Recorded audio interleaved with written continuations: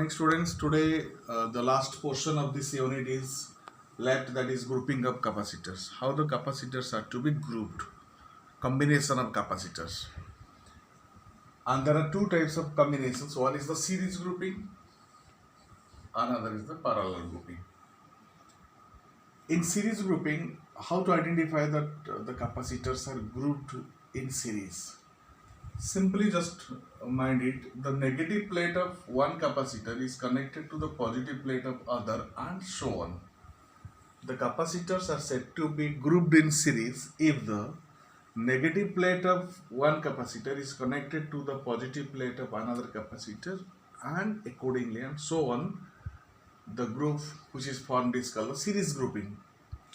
And the important thing is that in series grouping, whenever the capacitors are grouped in series, what will happen? The same amount of charge is drawn by the different capacitors, whatever maybe that is C1, C2, C3 be the capacitance of the different capacitor, but same amount of charge will be drawn by these capacitors.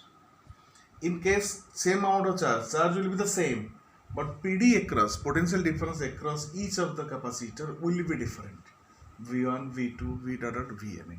So first case is the C1, C2, C3 up to Cn. The capacitors are there, charge drawn is the Q, and the potential difference will be different. But in case of the parallel capacitor grouping, just to look at the parallel grouping, what happens here? The capacitors are said to be grouped in parallel if the positive plate of all the capacitors, this is the positive plate, this is the positive plate, and this is the positive plate. The positive plate of all the capacitors are connected to the positive terminal of battery, and the negative plate of all the capacitors are to be connected to the negative terminal of the battery. Then this type of grouping is called the parallel grouping. In parallel grouping, what is the difference? In parallel grouping, as it is connected to the battery or the cell, what happens here?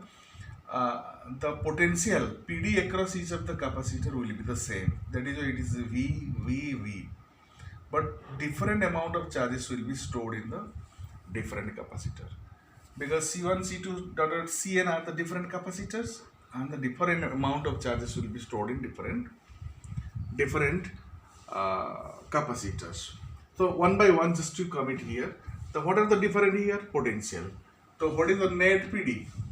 The net PD across the combination. Net PD V equal to V1 plus V2 plus Vn. And you know that is C equal to Q by V. You use this formula. And V equal to, what will be the Q by C?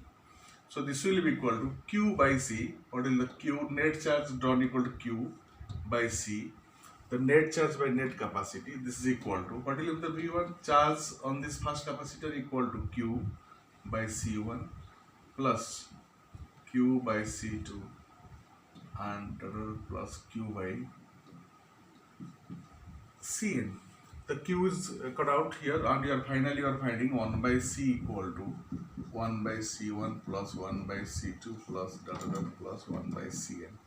The important thing is that in series grouping, you are finding the sum of the reciprocal of all the capacitance of the capacitor, or the reciprocal of the net capacity is equal to the sum of the reciprocal of the different capacitors in case of series. But in case of the resistor, it was different, because in case of resistor, simply it was R equal to R1 plus R2 plus R3. But in case of capacitor, you are finding in series grouping 1 by C equal to 1 by C1 plus 1 by C2 plus 1 by C. It is very easy also, you can understand.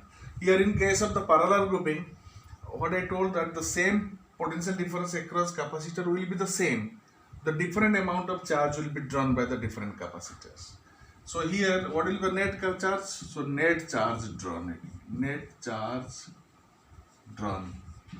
The net charge drawn, Q equal to, if you take the net charge is equal to Q, that is equal to Q1 first capacitor, Q2 second capacitor, and so on, that is the Qn. And you apply this formula, C equal to Q by V and Q equal to CV.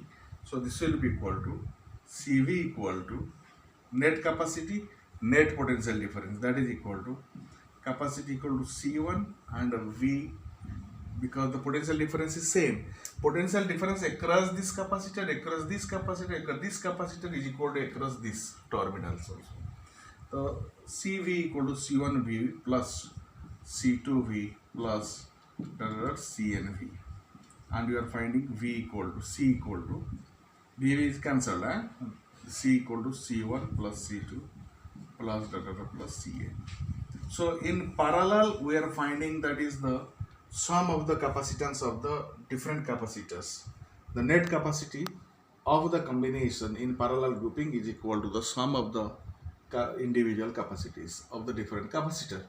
So this is all about your series grouping and parallel grouping. Just you remember it, in series grouping only the same amount, all the capacitors will be charged by the same charge, but in parallel grouping all the capacitor will have the same PD, potential difference. This is all about your grouping of capacitors, and along with that your the whole unit electrostatic is completed. On the next video we will be discussing some numericals. Thank you.